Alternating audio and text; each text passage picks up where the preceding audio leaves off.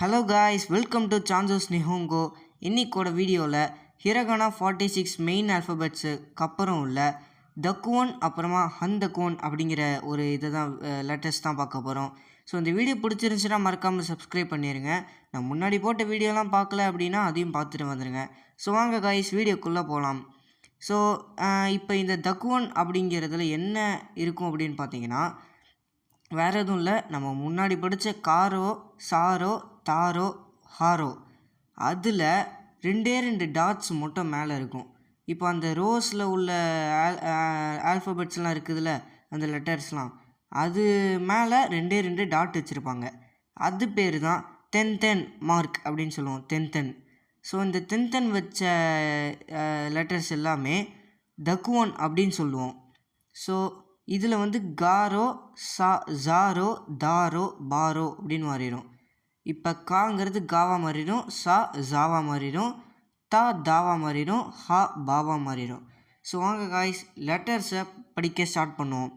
First காரோவில் கா, கி, கு, K, கோ, ஜாரோ, ஜா, G, zoo, J, Joe, தாரோ, தா, ஜி, ஜூ, தே, தோ, பாரோ, பா, பி, பூ, பே, போ. ஸோ தக்குவன் ஃபுல்லாக முடித்தாச்சு. நெக்ஸ்ட்டு ஹந்தக்குவன் தான்.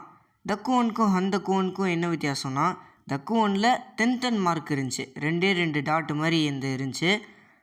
ஆனால் ஹந்தக்குவனில் ஒரு மறு அப்படின்னு சொல்லி ஒரு மார்க் இருக்கும். மறுனா ஜஸ்ட் ஒரு ரவுண்டு மாதிரி போடுவாங்க. அதில் மொத்தமாக 5 லெட்டர் தான் இருக்குது. நம்ம ஹாரோவில் படித்தோம்ல, அந்த லெட்டர்ஸுக்கு மேலே ஒரு மறு மார்க்கு போட்டு அந்த ரவுண்டை போட்டு இருந்துச்சுன்னா அது வந்து ஹந்தக்குவன்னு சொல்லுவாங்க. ஸோ அப்படி இருக்கிற அந்த லெட்டர்ஸை பா அப்படின்னு உச்சரிப்போம். அதாவது ஹாவை வந்து பான்னு உச்சரிப்போம். அது பேர் தான் பாரோ. ஸோ பா, பி, பூ, பே, போ, இந்த 5 லெட்டர்ஸ் மட்டும்தான். ஸோ இவ்வளோ தான் கைஸ் இந்த வீடியோவில். நெக்ஸ்ட்டு என்னென்ன இருக்கோ அதெல்லாம் போட்டு வரேன். கண்டினியூஸாக வீடியோஸை வாட்ச் பண்ணுங்கள், மிஸ் பண்ணிடாதீங்க. ஸோ நெக்ஸ்ட் வீடியோவில் பார்க்கலாம். Bye guys.